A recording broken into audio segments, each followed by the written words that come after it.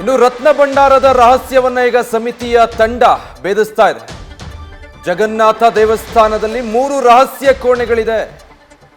ಮೊದಲ ಕೋಣೆಯಲ್ಲಿ ದೇವಸ್ಥಾನದ ಆಭರಣಗಳಿದೆ. ಎರಡನೇ ಕೋಣೆಯಲ್ಲಿ ಅಪಾರವಾದ ವಜ್ರ ವೈಢೂರ್ಯ ಸಂಪತ್ತಿದೆ. ಇನ್ನು ಮೂರನೇ ಕೋಣೆಯಂತೂ ರಹಸ್ಯವಾಗಿಯೇ ಉಳಿದಿದೆ.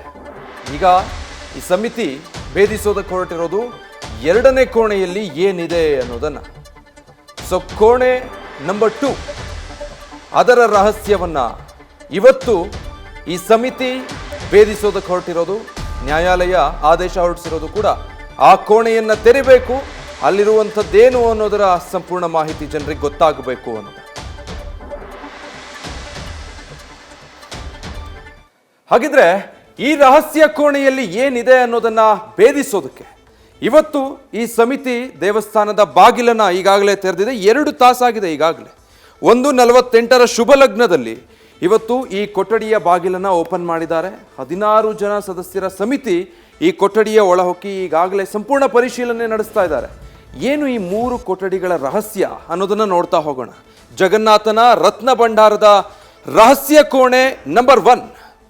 ಹೊರಗಿನ ಕೋಣೆಯಲ್ಲಿ ದೇವಸ್ಥಾನದಲ್ಲಿ ಬಳಸುವಂತಹ ಆಭರಣಗಳಿದಾವೆ. ಇಲ್ಲಿ ಅಂದರೆ ಪುರಿ ಜಗನ್ನಾಥನಿಗೆ ಬಳಸುವಂಥದ್ದು, ಅಲ್ಲಿರೋ ದೇವತೆಗಳಿಗೆ ಏನು ಅಲಂಕಾರ ಮಾಡೋದಕ್ಕೆ ಬಳಸುವಂಥ ಆಭರಣಗಳಿದಾವಲ್ಲ, ಅದೆಲ್ಲವೂ ಕೂಡ ಈ ಕೋಣೆ ನಂಬರ್ 1ರಲ್ಲಿದೆ. ಸೊ ದೊಡ್ಡ ರಹಸ್ಯವಾಗಿ ಏನು ಉಳಿದಿಲ್ಲ. ಅದು ದೇವಸ್ಥಾನದಲ್ಲಿ ಬಳಸುವಂತಹ ಚಿನ್ನ ಮತ್ತು ಬೆಳ್ಳಿಯ ಆಭರಣಗಳು ಈ ಮೊದಲನೇ ಕೋಣೆಯಲ್ಲಿ ಲಭ್ಯವಾಗುತ್ತೆ. ನಾನೀಗಾಗಲೇ ಹೇಳಿದಾಗೆ ಈಗಾಗಲೇ ಅಲ್ಲಿ ದೇವರ ವಿಗ್ರಹಗಳಿಗೆ ಬಳಸುವಂಥದ್ದು. ಇದು ತುಂಬ ಇಂಟ್ರೆಸ್ಟಿಂಗ್ ಅನ್ಸೋದು. ಎರಡನೇ ಕೋಣೆ ಈಗ ಇಡೀ ದೇಶದಲ್ಲಿ ಪೂರಿ ಜಗನ್ನಾಥನ ಭಕ್ತರಿಗೆ ಕುತೂಹಲ ಹೆಚ್ಚಾಗಿರೋದು ಈ ರಹಸ್ಯ ಕೋಣೆ ನಂಬರ್ 2. ಈ ಕಾರಣಕ್ಕಾಗಿ ನಕಲಿ ಕೀ ಬಳಸಿ ಓಪನ್ ಮಾಡಿರೋದು ಇದೇ ಕೋಣೆಯನ್ನ. ಅಂದರೆ ಈಗ ಗೊತ್ತಾಗ್ತಾ ಇರೋ ಮಾಹಿತಿ ಪ್ರಕಾರ ನಕಲಿ ಕೀಯಿಂದ ಅದು ಓಪನ್ ಆಗಿಲ್ಲ, ಕಟ್ಟರ್ಗಳನ್ನು ಬಳಸಿ ಅದನ್ನ ಓಪನ್ ಮಾಡಿದ್ದಾರೆ ಅನ್ನೋ ಲೇಟೆಸ್ಟ್ ಅಪ್ಡೇಟ್ ಗೊತ್ತಾಗ್ತಾ ಇದೆ. ಆದರೆ ಕೀ ವಿಚಾರಕ್ಕೆ ಸಂಬಂಧಪಟ್ಟ ಹಾಗೂ ಈ ಮುಂಚೆ ವಿವಾದ ಆಗಿತ್ತು. ಅಸಲಿ ಕೀ ನಾಪತ್ತೆಯಾಗಿದೆ, ಅದರ ನಕಲಿ ಕೀ ಮಾತ್ರ ಸದ್ಯ ಇರೋದು ಅಂತ. ಅದೆಲ್ಲ ಆದಮೇಲೆ ವ್ಯಾಜ್ಯ ಕೋರ್ಟಲ್ಲಿ ನಡೆದು ಹೇಗಾದರೂ ಸರಿ ಈ ಕೊಠಡಿಯ ಬಾಗಿಲನ್ನು ಓಪನ್ ಮಾಡಬೇಕು, ಒಳಗೆ ಏನಿದೆ ಅನ್ನೋದರ ಸಂಪೂರ್ಣ ಮಾಹಿತಿ ಭಕ್ತರಿಗೂ ಕೂಡ ತಿಳಿಬೇಕು ಅಂತ ನ್ಯಾಯಾಲಯ ಆದೇಶ ಕೊಟ್ಟಿದ್ರಿಂದ ಇವತ್ತು ನಕಲಿ ಕೀ ಬಳಸಿ ಪ್ರಯತ್ನ ಪಟ್ಟರು, ಬಟ್ ಆಗಿಲ್ಲ ಅಂತ ಕಟ್ಟರ್ ಮೂಲಕ ಡೋರ್ ಓಪನ್ ಮಾಡಿದ್ದಾರೆ ಅನ್ನೋ ಮಾಹಿತಿ ಸಿಗ್ತಾ ಇದೆ. ಈ ಕೋಣೆಯಲ್ಲಿ ಬಂಗಾರ, ಮುತ್ತು, ರತ್ನ, ಹವಳ, ಬೆಳ್ಳಿಯ ಸಾಮಗ್ರಿಗಳ ರಾಶಿ ರಾಶಿ ಇದೆ ಅಂತ ಪುರಾಣಗಳಲ್ಲಿ ಉಲ್ಲೇಖ ಆಗಿರೋ ಹಾಗೆ, ಜೊತೆಗೆ ವರ್ಷಾನುಗಟ್ಟಲೆಯ ಕುತೂಹಲ ಕಾಯ್ದುಕೊಂಡಿರೋ ಹಾಗೆ, ಮತ್ತೆ ಮುಚ್ಚಿಟ್ಟಿದ್ದು ಕೂಡ ಕುತೂಹಲ ಕೌತುಕ ಇನ್ನಷ್ಟು ಹೆಚ್ಚಾಗೋದಕ್ಕೆ ಕಾರಣ ಆಯಿತು.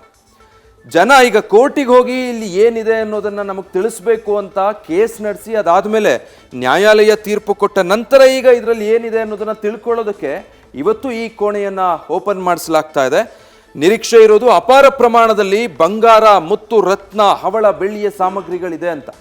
ಯಾಕೆ ಅಂದರೆ 1979ರಲ್ಲಿ ಇದರ ಬಾಗಿಲನ್ನು ತೆರೆಯಲಾಗಿತ್ತು. ಅದಾದಮೇಲೆ ಇವತ್ತೇ ಓಪನ್ ಮಾಡ್ತಾ ಇರೋದು. ಸೊ ಅವತ್ತು 70 ದಿನಗಳ ಸರ್ವೆ ನಡೆದಿತ್ತು ಒಳಗೆ. ಆಗ ರಾಶಿ ರಾಶಿ ಚಿನ್ನ, ಬೆಳ್ಳಿ, ವಜ್ರ ವೈಡೂರ್ಯ ಅಲ್ಲಿತ್ತು ಅನ್ನುವಂಥದ್ದಿತ್ತು. ಲೆಕ್ಕ ಸಿಕ್ಕಿಲ್ಲ, ಆದರೂ ಕೂಡ ಮಾಹಿತಿಗಳಿತ್ತು. ಹಾಗಾಗಿ ಈ ಬಾರಿ ಏನು ಸಿಗುತ್ತೆ ಅಲ್ಲಿ ಅನ್ನೋದು ಕುತೂಹಲ. ಬಂಗಾರದ ರಾಶಿಯೇ ಇರಬಹುದು, ರತ್ನ ಭಂಡಾರ ಸಿಗಬಹುದು ಅನ್ನೋ ಲೆಕ್ಕಾಚಾರ ಇದೆ. ಇನ್ನು ರಾಜರು ದಾನವಾಗಿ ಕೊಟ್ಟಿರುವಂತಹ ಅಪಾರವಾದ ವಜ್ರ ವೈಢೂರ್ಯಗಳಿವೆ. ಸಾಕಷ್ಟು ರಾಜ ಮನೆತನಗಳು ಪುರಿ ಜಗನ್ನಾಥ ದೇವಾಲಯಕ್ಕೆ ದೊಡ್ಡ ಪ್ರಮಾಣದಲ್ಲಿ ಈ ರೀತಿ ರತ್ನ ಭಂಡಾರದ ಉಡುಗೊರೆಗಳನ್ನು ಕೊಟ್ಟಿದ್ದಾರೆ. ಆ ಎಲ್ಲ ಉಡುಗೊರೆಗಳು ಕೂಡ ಇದೇ ರಹಸ್ಯ ಕೋಣೆಯಲ್ಲಿದೆ ಅಂತ. ದೇವರಿಗೆ ಬಳಸುವಂತಹ ಆಭರಣಗಳನ್ನು ಬಿಟ್ಟರೆ ಅದು ಮೊದಲ ಕೊಠಡಿಗೆ ಸೀಮಿತ. ಇನ್ನುಳಿದ ಹಾಗೆ ಅಪಾರ ಪ್ರಮಾಣದಲ್ಲಿ ಅಲ್ಲಿ ಆಳ್ವಿಕೆ ನಡೆಸಿದಂತಹ ರಾಜರ ಮನೆತನಗಳು ಅದೆಲ್ಲವೂ ದೊಡ್ಡ ಪ್ರಮಾಣದ ಉಡುಗೊರೆಯಾಗಿ ದೇವಸ್ಥಾನಕ್ಕೆ ಏನು ಚಿನ್ನ, ಬೆಳ್ಳಿ, ವಜ್ರದ ರೂಪದಲ್ಲಿ ಬಂದಿದೆ, ಅದೆಲ್ಲವೂ ಕೂಡ ಇದೇ ರಹಸ್ಯ ಕೋಣೆ 2ರಲ್ಲಿ ಇರಬಹುದು ಇದೆ ಅನ್ನೋದು ನಂಬಿಕೆ. ಸೊ ಅದರ ಅನ್ವೇಷಣೆ, ಅದರ ಪರಿಶೀಲನೆ ಈಗ ನಡೀತಾ ಇರುವಂಥದ್ದು ರಹಸ್ಯ ಕೋಣೆ 2ರಲ್ಲಿ. 1979ರಲ್ಲಿ ಬರೋಬ್ಬರಿ 70 ದಿನಗಳ ಕಾಲ ಈ ಸಂಪತ್ತಿನ ಮೌಲ್ಯವನ್ನು ಲೆಕ್ಕಾಚಾರ ಹಾಕಲಾಗಿತ್ತು. ನೀವೇ ಯೋಚನೆ ಮಾಡಿ, ಈಗ ಯಾವುದಾದ್ರೂ ದೊಡ್ಡ ಭ್ರಷ್ಟರ ಕುಳ ಅವ್ರ ಮೇಲೆ ದಾಳಿ ನಡೆದಾಗ ಮಿಷನ್ ತಗೊಂಡೋಗಿ ದುಡ್ಡು ಲೆಕ್ಕ ಹಾಕ್ತಾರೆ. ಅದೇ ಎಷ್ಟೋ ತಾಸು ಹಿಡಿಯುತ್ತೆ, ಕೋಟ್ಯಾಂತರ ರೂಪಾಯಿ ಸಿಗುತ್ತೆ ಅಲ್ಲಿ. ಆದರೆ ಇಲ್ಲಿ ಬರೋಬ್ಬರಿ 70 ದಿನಗಳ ಕಾಲ, ಅಂದರೆ 2 ತಿಂಗಳ ಮೇಲೆ ಒಂದು 10 ದಿನ ಅನ್ಕೊಂಡ್ರೆ ಅಷ್ಟು ದಿನಗಳ ಕಾಲ ಇಲ್ಲಿ ಸಂಪತ್ತಿನ ಮೌಲ್ಯದ ಲೆಕ್ಕಾಚಾರ ನಡೆದಿದೆ. ಅಂದರೆ ಯಾರೋ ಒಬ್ರು ಕೂತು ಅದನ್ನಂತೂ ಲೆಕ್ಕ ಹಾಕಲ್ಲ, ಎಷ್ಟೋ ಜನ ಇರ್ತಾರೆ ಅದನ್ನು ಮಾಡೋದಕ್ಕೆ ಅಂತ. ಸೊ ಅದೊಂದು ತಂಡ ಇದರ ಲೆಕ್ಕಾಚಾರ ಹಾಕೋದಕ್ಕೆ ಅಂತ ಕೂತಾಗಲೂ ಕೂಡ 70 ದಿನಗಳ ಸಮಯ ಅವತ್ತು ತಗೊಂಡಿತ್ತು ಅಂದರೆ ಇದರಿಂದ ಅಂದಾಜು ಮಾಡಬಹುದು ಮೇ ಬಿ ಎಷ್ಟಿರಬಹುದು ಅಲ್ಲಿ ಸಂಪತ್ತು ಆಗಿದ್ರೆ ಅನ್ನೋದು. ಇದು ಇದರ ರಹಸ್ಯ, ಕೌತುಕ, ಕುತೂಹಲವನ್ನು ಮತ್ತಷ್ಟು ಹೆಚ್ಚು ಮಾಡೋದಕ್ಕೆ ಒಂದು ಕಾರಣ ಅಂದರೆ ತಪ್ಪಾಗೋದಿಲ್ಲ. ನಾನೀಗಾಗಲೇ ಹೇಳಿದಾಗೆ 1979 ಆಯಿತು. ಅದರ ನಂತರದಲ್ಲಿ ಮತ್ತೆ ಇವತ್ತು ಮಧ್ಯಾಹ್ನ 1:48 ಶುಭ ಲಗ್ನದಲ್ಲೇ ಈ ರಹಸ್ಯ ಕೋಣೆಯನ್ನು ಓಪನ್ ಮಾಡಿರೋದು. ಇಲ್ಲಿವರೆಗೂ ಕೂಡ ಅದಕ್ಕೆ ಅವಕಾಶನೇ ಆಗಿರಲಿಲ್ಲ. ಸರ್ಕಾರ ಓಪನ್ ಮಾಡೋ ಮನಸ್ಸು ಮಾಡಿರಲಿಲ್ಲ. ನ್ಯಾಯಾಲಯ ಓಪನ್ ಮಾಡಬೇಕು ಅಂತ ಹೇಳಿದ ಮೇಲೆ ಅದರ ಕೀಲಿ ಕೈ ಕೂಡ ಸಿಕ್ಕಿರಲಿಲ್ಲ. ಫೈನಲಿ ಇವತ್ತು ಅದಕ್ಕೆ ಮುಹೂರ್ತ ಕೂಡ ಬಂದಿದೆ. ಕೀಲಿ ಇಲ್ಲದಿದ್ರೂ ಪರವಾಗಿಲ್ಲ, ಕಟ್ಟರ್ ಬಳಸಿ ಅದು ಓಪನ್ ಮಾಡಬೇಕು ಅಂತ ಅದಕ್ಕೊಂದು ಸಮಿತಿ ರಚನೆ ಮಾಡಿದ್ರು. ನ್ಯಾಯಾಧೀಶರ ಸಮ್ಮುಖದಲ್ಲಿ ಪೊಲೀಸರ ಬಿಗಿ ಭದ್ರತೆಯಲ್ಲಿ ಈಗಾಗಲೇ ಅದನ್ನು ಓಪನ್ ಮಾಡಿ 2 ತಾಸಿನಿಂದ ನಿರಂತರವಾಗಿ ಅಲ್ಲಿ ಪರಿಶೀಲನೆ ನಡೆಸ್ತಾ ಇದ್ದಾರೆ. ಬಟ್ ಇನ್ನೂ ಇದುವರೆಗೂ ಕೂಡ ಒಳಗೆ ಏನು ಪತ್ತೆಯಾಗಿದೆ ಅನ್ನೋದರ ಮಾಹಿತಿ ಸಿಗ್ತಾ ಇಲ್ಲ. ಯಾವುದೇ ಮಾಹಿತಿ ಸೋರಿಕೆ ಆಗಿಲ್ಲ. ಸೋರಿಕೆ ಆಗಬಾರ್ದು ಅನ್ನೋ ಉದ್ದೇಶಕ್ಕೇನೆ ಒಳಗೆ ಹೋಗೋ ಯಾರು ಕೂಡ ಹೊರಗಿನವರ ಜೊತೆಗೆ ಸಂಪರ್ಕ ಇಟ್ಕೊಳ್ಬಾರ್ದು. ಆ ರೀತಿಯಾಗಿ ವ್ಯವಸ್ಥೆಗಳನ್ನು ಮಾಡಿ ಆ ಸಮಿತಿಯ ಸದಸ್ಯರೆಲ್ಲರೂ ಕೂಡ ಈ ರಹಸ್ಯ ಕೋಣೆ 2ರ ಒಳಗೆ ಹೋಗಿದ್ದಾರೆ. ಇದುವರೆಗೂ ಈ ರಹಸ್ಯ ಏನು ಅನ್ನೋದಕ್ಕೆ ಕ್ಲಿಯರ್ ಪಿಕ್ಚರ್, ಉತ್ತರ ಸಿಕ್ಕಿಲ್ಲ.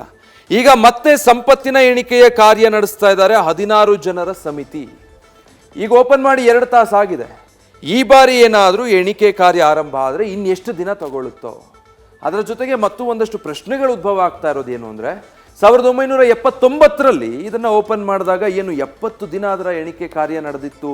ಅದಾದ ಮೇಲೆ ಸ್ಪಷ್ಟವಾಗಿ ಒಂದು ಲೆಕ್ಕ ಸಿಕ್ಕಿರಲಿಲ್ಲ. ಬಟ್ ಅಪಾರ ಪ್ರಮಾಣದ ಅಲ್ಲಿ ನಿಧಿ ಇದೆ ಅನ್ನೋದಂತೂ ಗೊತ್ತಿತ್ತು. ಅದೇ ಪ್ರಮಾಣದಲ್ಲಿದೆಯಾ ಅಥವಾ ಹೆಚ್ಚು ಕಡಿಮೆ ಏನಾದರೂ ಆಗಿದೆಯಾ? ಕಡಿಮೆ ಆಗಿದೆಯಾ ಅನ್ನೋ ಅನುಮಾನ ಇದೆ. ಯಾಕಂದರೆ ಅದರ ಕೀ ಹಾಳಾಗಿರೋದು 108 ಪ್ರಶ್ನೆಗಳಿಗೆ ದಾರಿ ಮಾಡಿಕೊಡ್ತಾ ಇರೋದ್ರಿಂದ ಈ ಬಾರಿ ಎಣಿಕೆ ಕಾರ್ಯದಲ್ಲಿ ಏನೆಲ್ಲ ಸಿಗುತ್ತೆ, ಎಷ್ಟೆಲ್ಲ ಸಿಗುತ್ತೆ ಅನ್ನೋದು ಕುತೂಹಲಕ್ಕೆ ಕಾರಣ ಆಗಿದೆ. ಬಹುಶಃ ಇದು ಇನ್ನೂ ಬಹಳ ಪ್ರಾಥಮಿಕ ಅಂತ ಹೇಳ್ಬಹುದು. ಯಾಕಂದರೆ ಈಗಷ್ಟೇ ಕೊಠಡಿಯನ್ನು ಓಪನ್ ಮಾಡಿ ಒಂದು 2 ಗಂಟೆಗಳ ಕಾಲ ಆಗಿದೆ. ಕಳೆದ ಬಾರಿ 70 ದಿನ ನಡೆಸಿದ್ದಂತಹ ಎಣಿಕೆ ಕಾರ್ಯ ಈಗ ಇನ್ನೂ ಡೋರ್ ಓಪನ್ ಮಾಡಿ ಒಂದು 2-2.5 ತಾಸು ಆಗಿರಬಹುದು. ಸಮಯ ತಗೊಳ್ಳುತ್ತೆ ಸಂಪೂರ್ಣವಾಗಿ ಪರಿಶೀಲನೆ ಮಾಡೋದಕ್ಕೆ. ನಿಧಿ ಇದೆ ಅನ್ನೋದು ಪತ್ತೆ ಆಗುತ್ತೆ, ಬಟ್ ಎಷ್ಟು ಪ್ರಮಾಣದಲ್ಲಿದೆ, ಏನೆಲ್ಲ ಇದೆ ಅದರೊಳಗೆ, ಆದರೆ ಎಣಿಕೆ ಕಾರ್ಯ ಇನ್ನೂ ಎಷ್ಟು ದಿನ ತಗೊಳ್ಳುತ್ತೆ ಅದೆಲ್ಲವೂ ಕೂಡ ಗೊತ್ತಾಗಬೇಕು. ಸೊ ರಹಸ್ಯ ಕೋಣೆ 3 ಇದಕ್ಕೂ ಮೀರಿದ್ದು. ಈಗ ನಾವು ಇಷ್ಟೊತ್ತು ಮಾತಾಡಿದ್ದು ರಹಸ್ಯ ಕೋಣೆ 2ರ ವಿಚಾರ. ಮತ್ತು ಒಂದು ಕೋಣೆ ಇದೆ, ರಹಸ್ಯ ಕೋಣೆ ನಂಬರ್ 3. ರಹಸ್ಯವಾಗಿಯೇ ಉಳಿದಿದೆ ದೇಗುಲದ 3ನೇ ಕೋಣೆ. 2ನೇ ಕೋಣೆ ಅಟ್ಲೀಸ್ಟ್ 1979ರಲ್ಲಾದರೂ ಓಪನ್ ಆಗಿತ್ತು. ಒಂದು 70 ದಿನ ಎಣಿಕೆ ಕಾರ್ಯ ಆಗಿತ್ತು. ಬಟ್ ಇದು ಇಲ್ಲಿವರೆಗೂ ಓಪನ್ ಆಗಿಲ್ಲ. ಇದರ ಒಳಗೆ ಏನಿದೆ ಅನ್ನೋದು ಕೂಡ ಅಂದಾಜಿಗೂ ಇಲ್ಲ. ಈ 3ನೇ ರತ್ನ ಭಂಡಾರ ಕೋಣೆಗೆ ನಾಗಬಂಧದ ರಕ್ಷಣೆ ಇದೆ ಅಂತ ಹೇಳಲಾಗ್ತಾ ಇದೆ. ಸರ್ಪಗಳು ಇದರ ಕಾವಲಿಗಿದೆ ಅನ್ನುವಂಥ ಕಥೆಗಳು, ಉಲ್ಲೇಖಗಳು ಪುರಾಣದಲ್ಲಿ, ನಂಬಿಕೆಗಳು ಎಲ್ಲ ಇದ್ದಾವೆ. ಇದೇ ಕೊಠಡಿಯಿಂದ ಹಿಂದೆ ಹಾವು ಬುಸುಗುಡುವಂಥ ಶಬ್ದ ಕೇಳ್ತಾ ಇತ್ತಂತೆ. ಈ ಕೋಣೆ ನಂಬರ್ 3 ಇದೆಯಲ್ಲ, ಇದರ ರಹಸ್ಯ ಮತ್ತೊಂದು ಹಂತಕ್ಕಿದೆ. ಇದನ್ನು ಇನ್ಯಾವಾಗ ಭೇದಿಸ್ಲಿಕ್ಕೆ ಸಾಧ್ಯ ಆಗುತ್ತೋ, ಅದಕ್ಕೆ ಅವಕಾಶ ಇದೆಯೋ ಗೊತ್ತಿಲ್ಲ. ಬಟ್ ಸದ್ಯಕ್ಕೆ ಕೋಣೆ 2ರಲ್ಲಿ ಇವತ್ತಿನ ಪರಿಶೀಲನೆ ನಡೀತಾ ಇರೋದು. ಈಗ ಈ ನಾವು ನಾಗಬಂಧ ಇದೆಯಲ್ಲ ಅಥವಾ ಹಾವು ಬುಸುಗುಡುವ ಶಬ್ದ ಕೇಳುತ್ತಲ್ಲ, ಇದು ನಂಬರ್ 2 ಆದಮೇಲೆ ಅದರ ಹಿಂದಕ್ಕಿರುವ ಮತ್ತೊಂದು 3ನೇ ರಹಸ್ಯ ಕೋಣೆ ಇದು. ಈ ಕೋಣೆಯಿಂದ ಸುರಂಗ ಮಾರ್ಗವೂ ಇದೆ ಅನ್ನುವಂಥ ನಂಬಿಕೆಗಳಿದೆ. ಬಟ್ ಅದರ ಬಗ್ಗೆ ಹೆಚ್ಚಿಗೆ ಯಾರಿಗೂ ಏನು ಮಾಹಿತಿ ಇಲ್ಲ. ಇದುವರೆಗೂ ಯಾರ ಪ್ರವೇಶಕ್ಕೂ ಕೂಡ ಸಾಧ್ಯವಾಗಿಲ್ಲ ಈ ನಿಗೂಢ ಕೊಠಡಿಗೆ. ಯಾರು ಇದುವರೆಗೂ ಪ್ರವೇಶವೇ ಮಾಡಿಲ್ಲ ಅಲ್ಲಿಗೆ. ಅಲ್ಲಿ ಏನಿದೆ ಅನ್ನೋದು ಗೊತ್ತಿಲ್ಲ. ಒಂದಷ್ಟು ಉಲ್ಲೇಖಗಳು, ನಂಬಿಕೆಗಳು. ಅದರ ಸಮೀಪ ಹೋದಾಗ ಅಲ್ಲಿ ನಾಗಬಂಧ ರಕ್ಷಣೆ ಇದೆ ಅಥವಾ ಹಾವು ಬುಸುಗುಡುವಂಥ ಸದ್ದು ಕೇಳುತ್ತೆ. ಅಷ್ಟು ಬಿಟ್ಟರೆ ಅದ್ರ ಬಗ್ಗೆ ಇನ್ನೇನು ಮಾಹಿತಿಗಳಿಲ್ಲ. ನ್ಯೂಸ್ ಫಸ್ಟ್ ನಿರ್ಭೀತಿಯಿಂದ ನಿಮ್ಮ ಪರವಾಗಿ.